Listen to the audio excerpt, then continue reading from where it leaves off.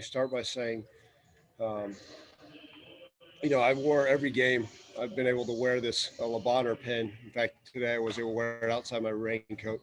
And I just want to, give a shout out to the children at Labanner and St. Jude's and the wonderful hospitals in Memphis and all our frontline healthcare workers for everything they've done during this pandemic and continue to do. But, this was for the children at Labanner and St. Jude's. And we talk about the resiliency of our team, and that's been the word we used.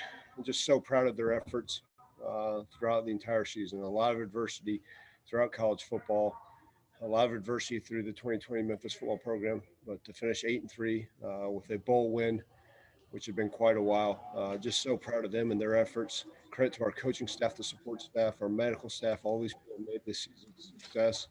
Just to go out and play 11 games. It's an honor to coach these young men, and I couldn't be more proud to hoist that trophy next to such fine young men. So proud and so honored of these fantastic football players, student athletes, and they'll go down in history for their fight and everything they did during this season. Steven, first question. Hey, Ron, how's it going? Good, Steven. How are you? Hey, I'm doing all right. Congrats on your first bowl victory. Hopefully it's the first of many. I guess with everything you guys have just been through this season, your first year, pandemic, et cetera, the list goes on. Is it safe to say you consider this season a success after the win tonight? Yeah, Steven, I will. I will consider this a success. And really, like I told our guys before the game, and then I just got done telling them in the locker room, the lessons that we'll take from this 2020 football season, they can carry for a lifetime. And to me, that's a success. Was it the best record in Memphis history? No. But to finish 8-3 with one of the best winning percentages in the last 50 years, that is a success. But I measure it also off the field. These young men faced adversity. They faced so many different things. They could have waved in the white towel. I believe by the end of the game, we dressed 53 scholarship players that were able to play in that game. And those guys that have stuck around and fought and continue to fight and do it the right way. I'm just so proud of them. And I think those are lessons they'll be able to learn, right? To keep fighting, keep doing things the right way, and good things will come. And so, yeah, Stephen, it is a success. And I just couldn't be more proud of a group of young men than those limited that were in the locker room just now. All right, just one quick follow-up before I pass it on. It's been a while since I saw a coach get an unsportsmanlike conduct. I just want to know what you said, Ryan. Selfish for me. Let me start by saying that's 100% on me. We talk about selfish things that are occurring not only in society but in the football field. And, you go from playing a 0 penalty game versus Houston, and then my dumb butt goes out there and gets an unsportsmanlike penalty. I was just telling him how much I liked his outfit, and that's what I was telling him. And then, I was wishing him happy holidays, but he must have thought I said something else. Terry. Hey, Coach. Last year you had the longest 0-1 after the Cotton Bowl. Now you have the longest 1-0 going in there. How did that feel? And also, too, Florida Atlantic were trying to get your guys off their key and try to get them to play off, but they stay even care. What did they say about the character of your team? Yeah, look, I thought it was, first off, it was right. It was the longest 0-1 bowl win streak or losing streak. You guys knew I had to skip to that Arkansas State game in order to get that off my record or off our record. But, it was a chippy game, especially at the beginning. And that's what you want to see. You want to see the guys come out and be excited to play and have a little bit of stuff to them. We always have that Memphis versus everybody attitude, and that showed up again tonight. They were, again, shame on me because I got the 15-yard penalty, but then, one of the plays of the game was when the guy swung on J.J. Russell. And, he took the punch right to the face and didn't retaliate. So that shows great character by him, great resolve, and just proud of him. That speaks, kudos to him and the rest of the young men for being smart. They didn't retaliate and all that stuff, and give them a lot of credit. I wish their coach would learn a little bit better. Isaac. Hey, first off, congratulations, Coach, on your first bowl win. Man, great victory out there tonight. Thank you, Isaac. I want to ask you about a young man, Calvin Austin, a kid who started off as a walk-on and really came into his own this year and became a big-time playmaker for you guys. Just talk about his development and his strides that he made this year. Yeah, Isaac, the nice thing is it seems like week in and week out, I get to sit there and have these great conversations about Calvin Austin, which anybody that knows a young man, like I said, this is his first year as a scholarship player. This is his first bowl game as a scholarship player. The guy was a walk-on last year, has come into his own and stepped up. I like a lot of our young wide receivers, and I still consider him young because he's new to being out there on the field. We didn't have as many familiar faces out there this year, and those receivers stepped up big time in a big way, right? Taj Washington, Javon Ivory. We had tight ends that you guys were probably scrambling to find out on the roster, but Calvin Austin's one of those guys that is an excellent student. He's an excellent athlete. He's what you want to call one of the top student athletes in the country. He's playing at an absolute high level. He loves the game. He loves his university. He grew up about a mile and a half from campus, and I'm so glad that he's with us. Raven. Congratulations, Coach. So throughout the last few games, an issue with the Tigers has been that they start off really slow and then they will pick it up late. Whereas today's game, you guys started out fast, got out to a 10-0 lead, and then kind of slowed down a bit. So what do you think played into that kind of reversal?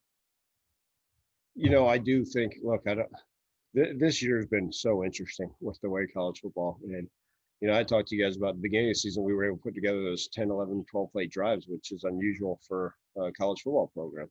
And we did that for our first, I believe, 4 games. And then we did hit some balls. I think part of it, Raven, is just consistency and finding what we're capable of doing. When you're dealing with 18 to 22-year-olds, sometimes it's maybe the focus, it may be the energy. This year, we've seen it all. But credit to them. I think one of the things that was able to help us is get the running game going a little bit earlier. You guys have known the struggles. I'm waiting for someone to say what made the running game different this week than last. I don't know, but I just think it's finding consistency and a rhythm, Raven, in all 3 phases. And I think we were able to finally get a little bit of that at times tonight. And then obviously we have our balls, but welcome to college football. Ryan. Thank you, Coach. Congrats on the win. Since you were waiting for it, I'll go ahead and ask, what was the difference this week with the running game? And second part of that, Asa Martin, just how important he was in this game. Yeah, look, our run game, I've always pinned it on me. It's my fault that it wasn't getting going, and I had to find ways. But I do think we were able to execute at a higher level. That's a fantastic FAU defense. They should get credit. As you guys know, they're a nationally ranked defense. But I think it took everybody, right, from the wide receivers blocking the perimeters to the tight ends doing their job, to the O-line doing exactly what they're supposed to, and the running backs running the ball hard. And it was great to see, obviously, Asa Martin. He'll come back, and I told him when he fumbled that ball, I said, don't worry, you better make it up by going and finishing with that ball in your hand so we can go get victory. And he said, yes, sir. So Ace is one of those guys that's stepped up. I think preseason he was probably 6th on our depth chart, our 5th string on our depth chart, and I wasn't sure what kind of role he'd have. And week in and week out, he's going to continue to progress. You guys know it's been a running back by committee with us, and it's nice to have a guy that we know at least we can hang our hat on next year as well. Stephen. Ron, the broadcast kind of led with Brady was going to be moving on next season. I'm sure we'll talk to him. I know you'll let him speak on the decision a little bit more. But just for you personally, you've been with him the last 3 years now. What's going to be your biggest takeaway about him as a quarterback and him as a person? Yeah, Brady White, what he's meant to this program, to this university, everything. He's just been top notch, and that's kind of the key to this whole thing. Is he's meant so much to this. To everybody. Like I said, he does it the right way. He's a legend. And I told him, obviously I do believe let him decide or announce what he's going to be doing next year. But man, I love him. Like I told you guys, I think it was 2 weeks ago, I said the highest honor I could ever pay a young man is if I ever have a son, that I hope he's like Brady White. And I think that's one of the best things you could ever say about a young man. So, look, if he comes back for a year or whatever it is, 12, so be it. But I know he's going to be wildly successful in the future. Christian? Coach, I know this season was filled with so much adversity. Everyone had to deal with, no spring practice and no summer, but it's a little bit different when you're a first-year head coach and you're still learning how to adapt and do different things. And then you guys deal with COVID at the beginning of the season, but nonetheless, you finish with an 8-3 record. You beat UCF. You get a win at Navy on the road. You get a bowl game win. How much does this season mean to you as a whole? I think what it means to me is that, honestly, I'll remember the young men in that locker room, and that to me will go down in history. This hopefully is not the best record that I have during my tenure at Memphis, and hopefully not the most memorable bowl win.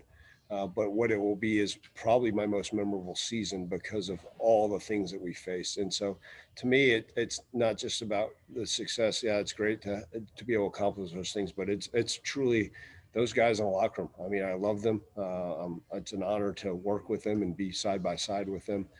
And again, if you guys think about this, y'all don't understand what these young men have gone through. It is not easy. And I'm not comparing this to what the rest of the world issues, but what these guys face day in and day out. It's gotten easy for these guys this year to just say, hey, I'm done. I can't do this anymore. And there's quite oftentimes they could have done it, especially as some of their fellow teammates weren't able to join us on this journey. And so 100% of the credit goes to the young men. And that's where I always remember is these guys that fought. They're fighters. We used the word warriors the other day. I just, again, couldn't ask for a better group of young men to go to battle with day in and day out, and just so proud of them. So that's how I'll remember this year. Terry, last question.